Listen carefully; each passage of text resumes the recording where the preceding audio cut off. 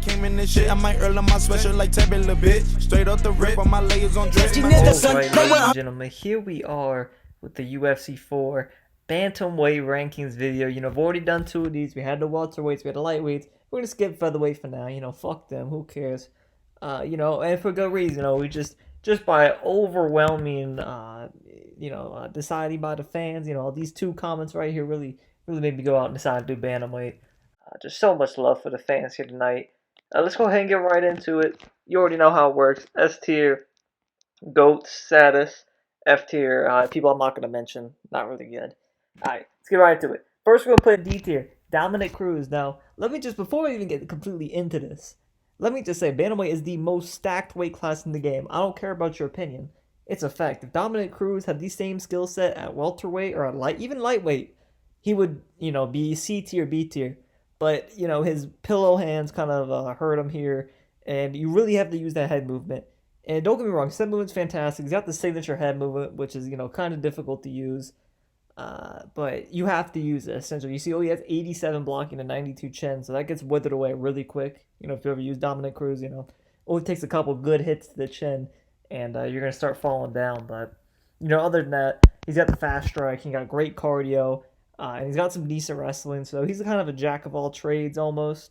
It's just if you're, particularly for my play style, I know for most people play style, I like to go forward. I know, slip striking obviously a big thing. So if you're that kind of guy, Dominick Cruz might be your fighter. But overall, the pillow hands, it doesn't get it done for me. And next, we're gonna have this is probably gonna be the lowest ranked champion in the game. D tier for a reason. Aljamain Sterling kind of sucks in the game. His striking sucks. And think about it. His whole thing, right, is, I'm going to get you down. I'm going to submit you. For one, he's got, 94 sub offense and defense. It's pretty good, right? But he's not even the best in the weight class. I believe Marlon Moraes has the same sub rating. And, he's not completely reliant on it. And for someone that says, hey, I'm going to sub you, at least be able to take him down. 91 takedown is like average. You know what I'm saying? So this is not the kind of guy I'd be going for. He's got the 92 punch speed, 94 kick speed, so he's kind of quick with it. But his power sucks, his accuracy sucks, all that.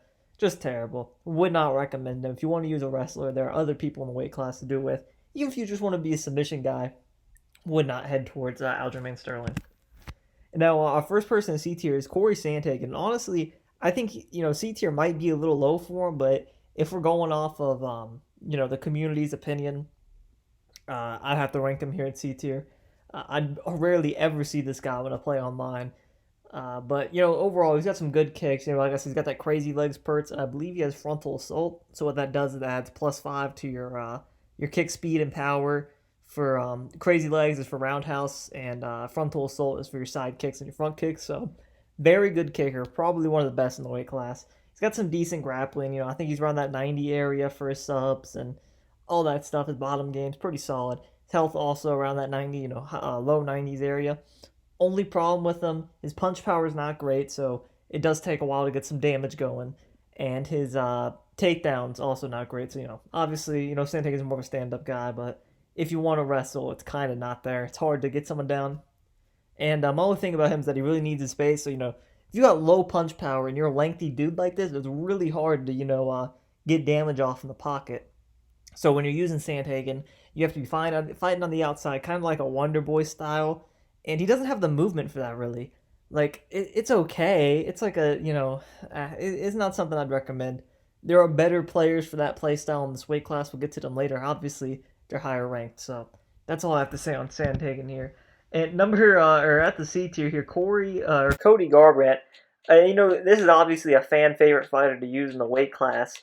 But, it's just that chin, man. Everyone calls him no love. I call him no chin. This is not the guy that's going to get it done.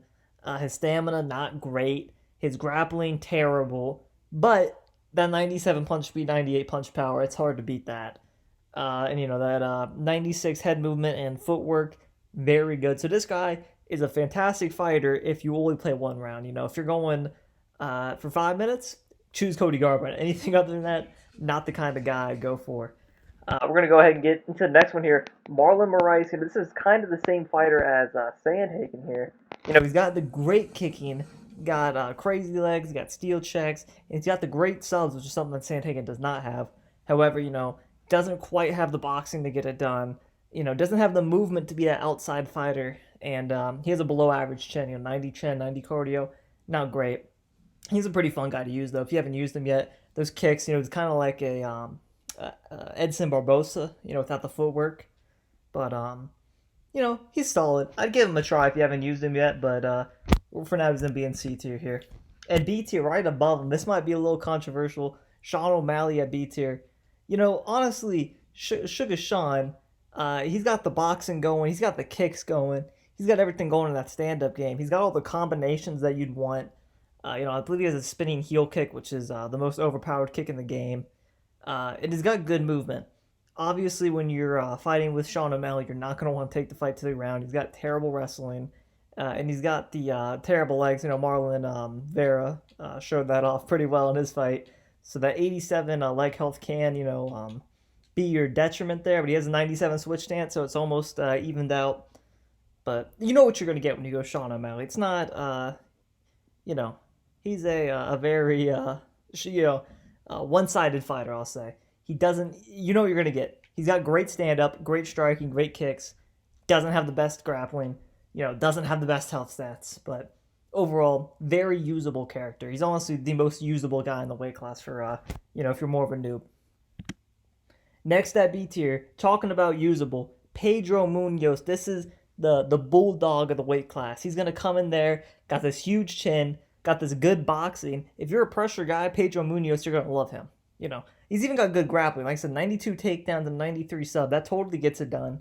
The Carved of Wood and Bulldog, I believe Carved of Wood is the one where you get more health stats if you're losing the fight. So that definitely comes in handy. Bulldog is the +5 blocking whenever you're standing still. So that 97 Iron Chin. And let's see, I'm sorry, what's his, let me go ahead and check for y'all. Didn't write it down here, but I believe he has fantastic. 92 blocking when you're standing still at 97. So 97 blocking, 97 chin. Got the great boxing. Got the, he's got everything going for him. The only reason he's not A tier is because he's a midget. He's 5'6". He's got a short reach. That's his only weakness, really.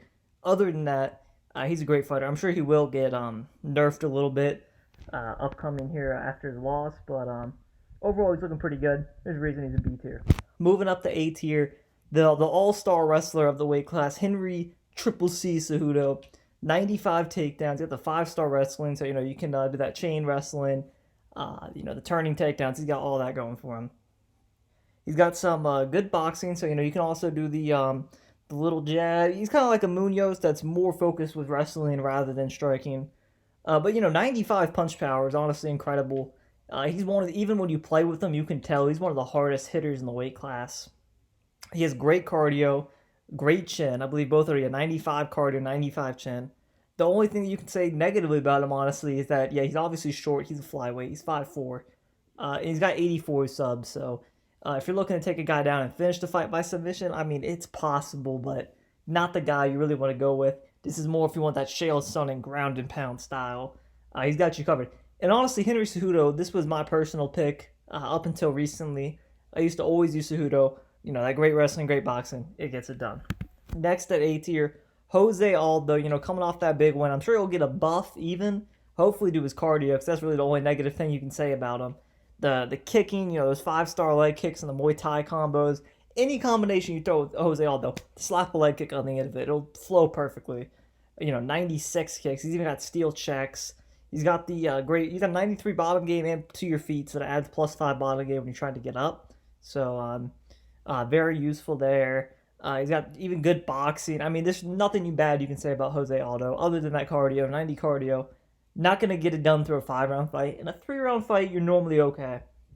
And, bad takedowns. You're normally not taking people down with Jose Aldo. He's got everything you want in the stand-up, and he's able to get up to his feet. So that's about all you can ask for in an A-tier character.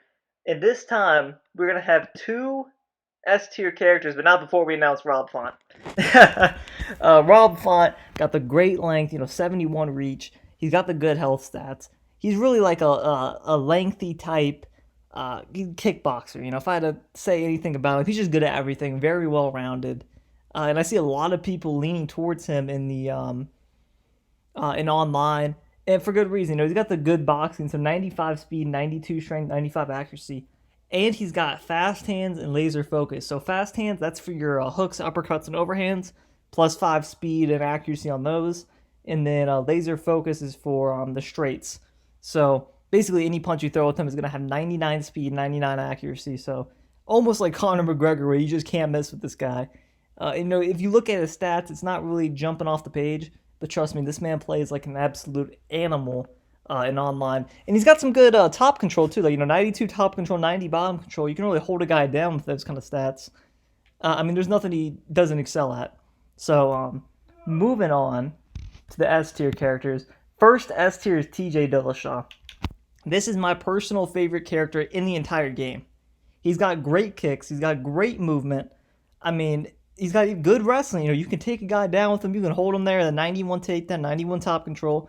He's got decent health. I'm not going to say great, but the 92 chin gets it done. 93 body, 91 legs. It's solid all around.